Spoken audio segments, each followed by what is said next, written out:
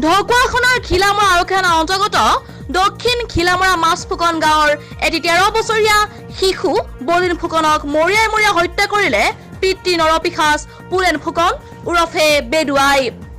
নৰপিশাচ পুলেন ফুকন আৰু পত্নী প্ৰতিমা ফুকনৰ লগত খৰাই কাজিয়া কৰে। ফলত নিৰ্দোষী পুত্ৰৰ মাক দেউতাকৰ কাজিয়া এৰাব যাওঁতে মৃত্যুক আগুৱাই ল'ব লগা হয় বলিন ফুকনে। দেউতাকে মাকক গুৰু মাৰোতে পুতেকৰ বুকুত লাগে। তাৰ পিছত উশাহ বন্ধ হৈ মৃত্যুমুখত পৰে। উল্লেখ্য যে নৰপিশাচ পুলেন ফুকনে ঘটনা সংঘটিত কৰি পলাই যাবলৈ চেষ্টা কৰে যদিও গাঁৱৰ ৰাইজে ঘৰ ঘেৰাও কৰি ধৰি ৰাখে আৰু ঘিলামৰা আৰক্ষীক খবৰ দিয়ে। ঘিলামৰা আৰক্ষীয়ে নৰপিশাচ পুলেন ফুকন আৰু পত্নী প্ৰতিমা ফুকনক গ্ৰেপ্তাৰ কৰিছে। ঢকুৱাখনাৰ পৰা লিখন Gogoi report, news 13 north east Assam.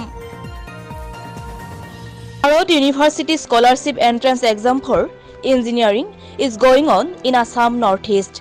Bharat University is second ranking institution in Chennai, Tamil Nadu, India. Those who are interested, please contact Mr. Anish Kumar, Bharat University Students Counselor. Contact number 8680985263, 7663934507. On 30 January, University entrance exam was held on Pragjyotish College, Santipur, Guwahati.